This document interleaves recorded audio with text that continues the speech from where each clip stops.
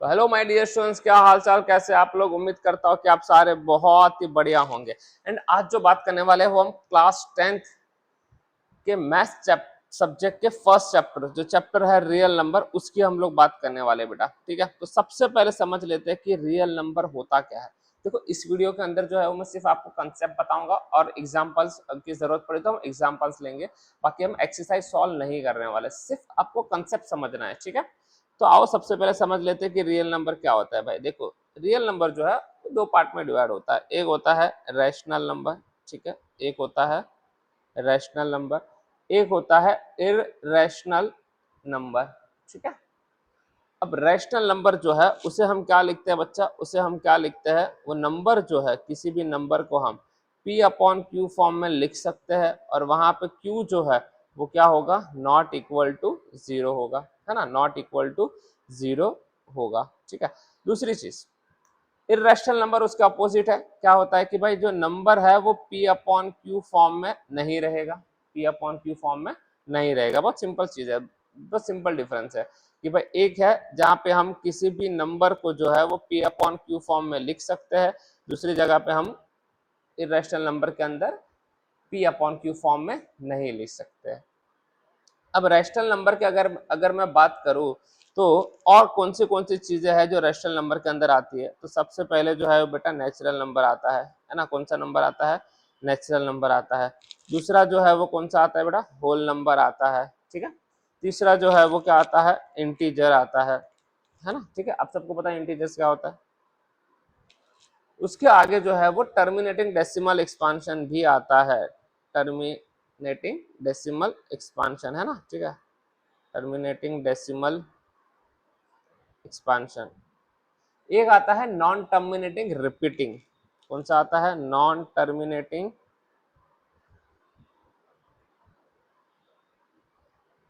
Repeating, है ना। ठीक है, अब देखो नेचुरल नंबर क्या होता है, 1 2 3 एंड सो ऑन, आपको पता है। होल नंबर क्या होता है, जो जीरो से स्टार्ट होता है, बाकी सेम होता है नेचुरल नंबर की तरह, है ना। इंटीजर्स अगर आपको कुछ याद ना हो तो बता दो, नंबर लाइन जिसमें जीरो भी आता है, पॉजिटिव नंबर भी आते हैं, है ना, जिसके अंदर पॉजिटिव नंबर भी आता है और नेगेटिव नंबर भी आते हैं। इन शॉर्ट हम बोल सकते हैं -2 माइनस, अच्छा ये साइड भी इंफिनिटी हो जाएगा, 0 1 2 एंड इंफिनिटी तक। ठीक है, टर्मिनेटिंग डेसिमल एक्सपांशन। टर्मिनेटिंग का मतलब क्या होता है, खत्म। कहीं ना कहीं वो नंबर जो है वो खत्म हो रहा है ना, कहीं ना कहीं वो नंबर जो है वो क्या हो, खत्म हो रहा है। जैसे 1.2 है, 1.5 है, ये सारे नंबर जो है ये क्या है, टर्मिनेटिंग डेसिमल एक्सपांशन कहा जाता है उसको, है ना। नॉन टर्मिनेटिंग रिपीटिंग मतलब नॉन टर्मिनेटिंग है, जो चलता ही रहेगा। एक एग्जांपल ले लो, आप 0.5 उसके ऊपर बार लगा दिया, मतलब ये 0.5555 चलता ही रहेगा, बट वो 5 ही रिप्लाई हो रहा है ना। आप ये 6 7 में पढ़ते थे, 9th में भी डिवीजन आप करते थे।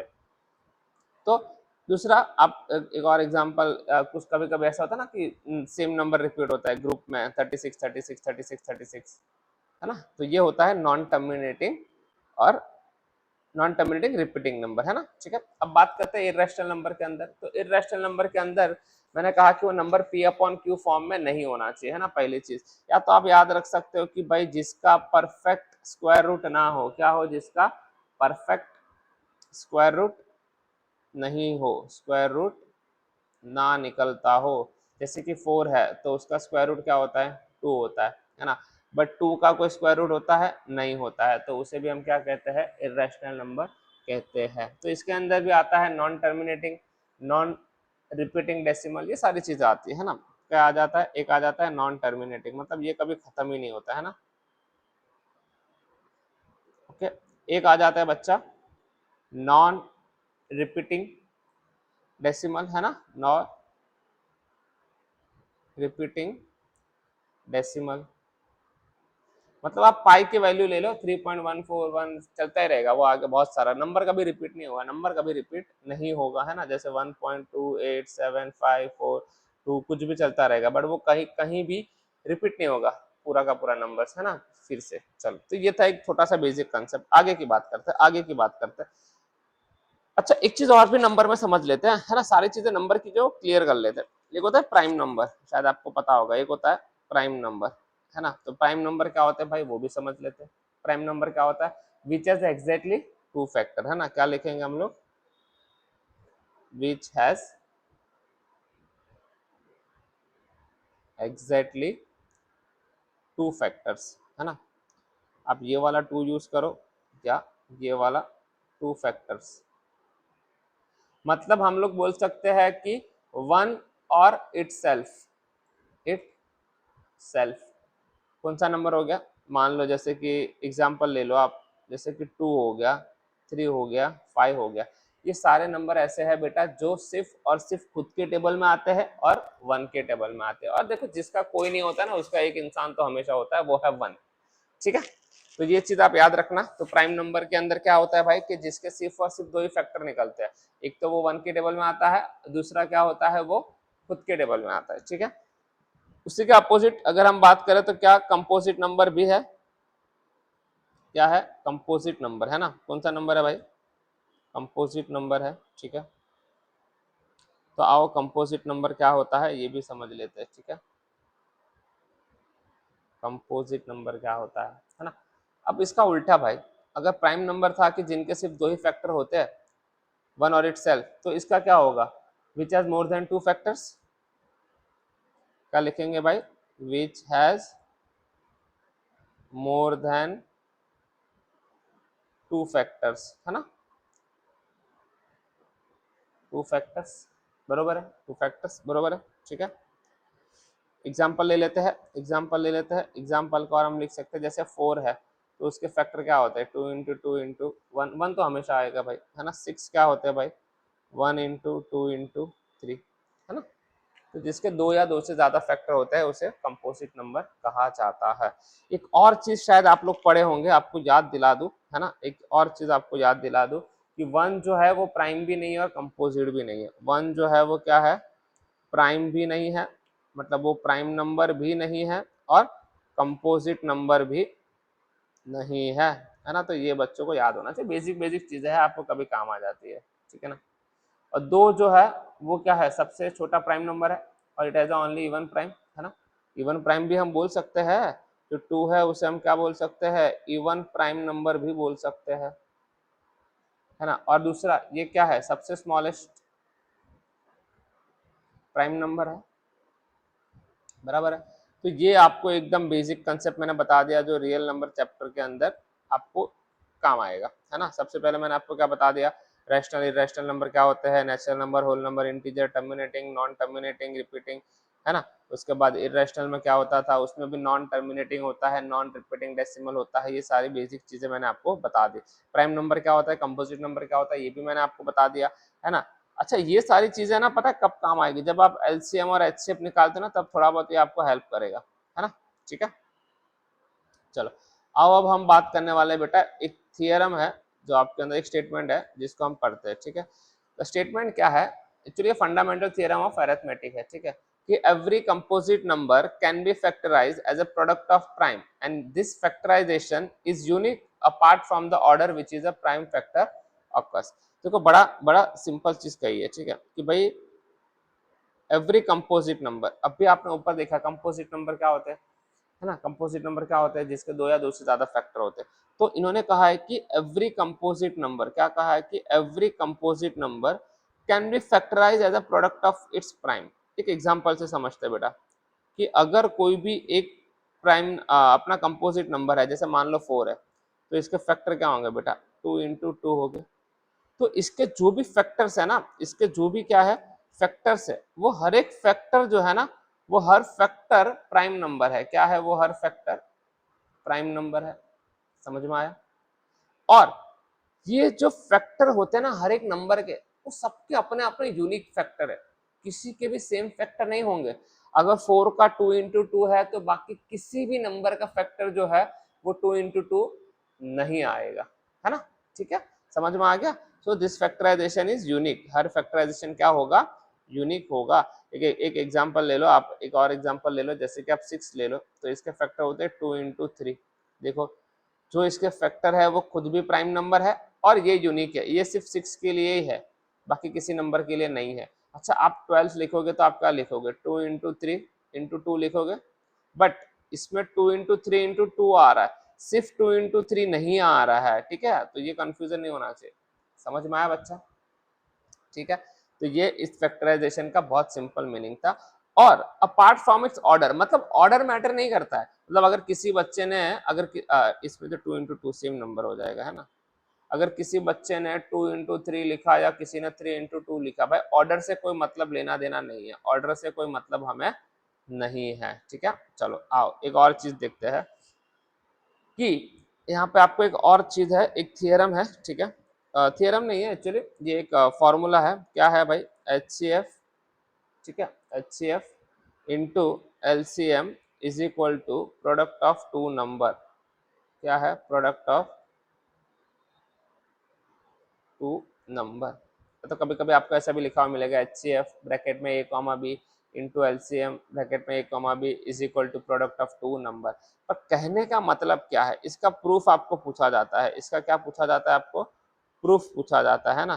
तो कहने का मतलब बहुत सिंपल है भाई, कहने का मतलब बहुत सिंपल है कि आपको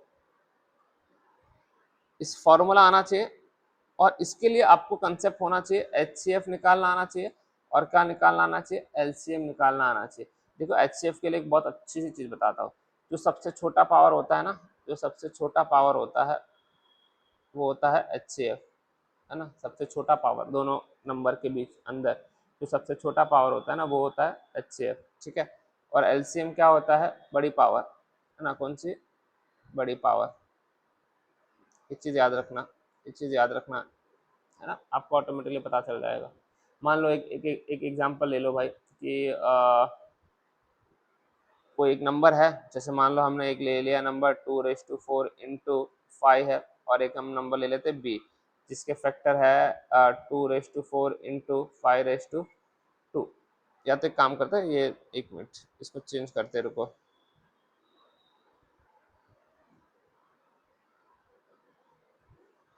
हम एक ले लेते हैं कि भाई जो a है उसके फैक्टर जो है वो 2⁴ है और इंटू में 5 है, ठीक है। और जो b है उसके फैक्टर जो है वो है 2⁵ इंटू 5⁵2। अब अगर इनका HCF निकालना है, अच्छा कुछ बच्चे ऐसे भी इसको लिखते हैं 2 × 2 × 2 × 2, ठीक है, इंटू 5, ठीक है, ओके। और कुछ बच्चे b को भी ऐसे लिख सकते हैं 2 × 2 × 2 इंटू 5 × 5, ठीक है। तो एक और तरीका है भाई, HCF मतलब कॉमन ले लो, HCF मतलब क्या होता है, कॉमन ले लो, आप जितने भी कॉमन निकल रहे हो, है ना, जितने भी कॉमन निकल रहा है, ठीक है, वो ले लो। तो भाई जो कॉमन निकल रहा है वो हमने ले लिया, ठीक है। तो इसका मतलब ये हुआ ना कि जो सबसे छोटे हैं वो सारे के सारे कवर हो गए ना, है ना।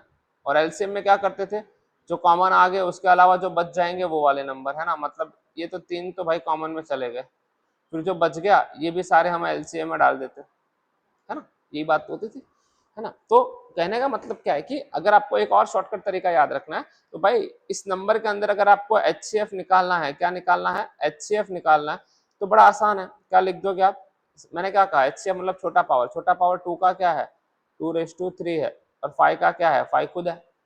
तो देखो कॉमन 5 आ रहा है, और बाकी यहाँ से 3 बार 2 आ रहा है, तो 3 बार 2 आ गया। एलसीएम क्या होता है बेटा, एलसीएम का बड़ी पावर, तो 2 की बड़ी पावर क्या है 4, और 5 की बड़ी पावर क्या है 2, तो ये हो गया एलसीएम। तो देखो 4 बार 2 भी आ गया, है ना, 3 बार कॉमन था एक और देखो ये भी आ गया एक कॉमन और एक ये, है ना। तो आप लोग ऐसे भी याद रख सकते हो कि HCF है मतलब छोटा पावर लेना है उस नंबर का, एलसीएम मतलब बड़ा पावर लेना है ना। तो बड़ा आसान क्वेश्चन था, ठीक है। चलो और नेक्स्ट एक और कंसेप्ट है, ठीक है, जिसके ऊपर जाते हैं हम लोग, ठीक है। यहाँ पे कहा है ये एक्चुअली एक थियरम है आपको, है ना, ये आपको एक थियरम है। अब इसमें क्या कहा कि if prime number p divide a² then p divides a where a is a positive integer. एक बड़ा सा प्यारा सा कंसेप्ट है कि भाई अगर एक प्राइम नंबर p है, अगर वो a² को डिवाइड कर सकता है, ठीक है, तो वो जो है वो a को भी डिवाइड कर सकता है ना, ठीक है। दूसरी चीज एग्जांपल से समझते हैं कि मान लो एक p है वो 5 है, एक a जो है वो 25 है, तो अगर a² मतलब a अगर 5 है, सॉरी 25 है, उसका अगर स्क्वायर करेंगे तो क्या हो जाएगा 625, है ना, क्या हो जाएगा 625। तो वो 625 को 5 डिवाइड कर सकता है, यस बिल्कुल कर सकता है। तो अगर वही a² की जगह पे अगर वो a होता मतलब 25 होता, तो तो उस 25 को भी तो 5 डिवाइड कर सकता है, मतलब उसी नंबर के स्क्वायर को भी वो नंबर डिवाइड कर सकता है, और उसका स्क्वायर नहीं रहेगा तो भी उस नंबर को डिवाइड कर सकता है। तो ये बहुत है, ये पता है ये आपको यूज कब होगा, जब आप इर्रेशनैलिटी प्रूफ करोगे ना, तब आपको ये प्रूफ होगा, है ना। इर्रेशनैलिटी जब आप प्रूफ करोगे तब आपको ये काम आएगा, ठीक है। अब कुछ स्टेटमेंट है जो मैं आपको बता रहा हूँ, ये आपको पता होना चाहिए। कभी कभी है ना एमसीक्यूज वगैरह में पूछने के चांस होते हैं, जीएससीबी गुजरात बोर्ड है तो उनको फिल इन द ब्लैंक्स या तो ट्रू फॉल्स में पूछने के बहुत ज्यादा चांस होते हैं। तो भाई आप इसको अच्छे से याद रख लो, ठीक है, क्या पता आपको आ जाए एग्जाम में, ठीक है। पहला स्टेटमेंट बहुत ध्यान से सुनना कि sum of rational number and irrational number, क्या बोला मैंने, rational number plus irrational number, तो हमेशा मेरा आंसर जो है वो क्या आएगा, इर्रेशनल नंबर आएगा। मतलब आपको पूछ सकते हैं कि ट्रू और false, rational sum of rational number and irrational number is always irrational number, तो ट्रू। अगर रैशनल नंबर देंगे तो फॉल्स। तो अगर एक रैशनल नंबर को और अगर एक इर्रेशनल नंबर को ऐड करेंगे तो बेटा हमें क्या मिलेगा, इर्रेशनल नंबर मिलेगा, है ना। सेकंड कांसेप्ट क्या है बेटा, product of non zero rational number and irrational number, क्या बोला है, product of rational number into irrational number. अच्छा ये नॉन जीरो होना चाहिए, हाँ जीरो नहीं होना चाहिए, ठीक है, रैशनल नंबर का। तो हमें आंसर क्या मिलेगा, इर्रेशनल नंबर ही मिलेगा, है ना। तो इस चीज को भी आपको याद रखना है। अगर दो इर्रेशनल नंबर को ऐड किया जाए तो जरूरी नहीं है कि वो इरेशनल ही मिले, समझ में आया। तो मैं क्या बोल रहा हूँ, सम ऑफ टू इरेशनल नंबर जरूरी नहीं है कि वो आपको इरेशनल ही दे। तो ये चीज याद रखना कि irrational number plus irrational number जरूरी नहीं है, ठीक है, इक्वल नहीं डालूंगा, नॉट नेसेसरी, है ना, कि वो आपको क्या दे, इरेशनल नंबर ही दे, समझ में आया, ठीक है, ओके। दूसरी चीज, product of two irrational number भी है वो इरेशनल होंगे ऐसा जरूरी नहीं है, ठीक है। क्या बोल रहा मैंने कि अगर दो इरेशनल नंबर को मल्टीप्लाई करेंगे तो वो जरूरी नहीं है कि इरेशनल ही आए, जरूरी नहीं है, ठीक है ना, not necessary, okay, not necessary. तो ये वाले स्टेटमेंट भी आप याद रख लेना क्योंकि इसके ऊपर भी आपको ट्रू फॉल्स पूछे जाने के चांस होते हैं। तो बेटा मैंने यहाँ पे इस चैप्टर के अंदर जो भी कंसेप्ट की जरूरत थी मैंने आपको बता दिया। इसके अंदर एक और बहुत अच्छी फेमस चीज है, ठीक है, जो है यहाँ पे थोड़ा स्पेस है, चलो बता देता हूँ, है ना, ठीक है, आपको पता होना चाहिए, जो है आपको प्रूफ करने वाले सम, ठीक है, प्रूफ करने वाले सम, कौन से प्रूफ करने वाले सम, √2 √3, ये सारे जो नंबर है वो इरेशनल नंबर है कि नहीं है, इन शॉर्ट हमें इरेशनैलिटी प्रूफ करनी होती है ना। तो ये सारे डेफिनेटली आपको करने चाहिए, आपके टेक्स्ट बुक में है, ठीक है। तो आई होप बच्चा आपको ये पूरा कंसेप्ट जो है वो समझ में आया होगा।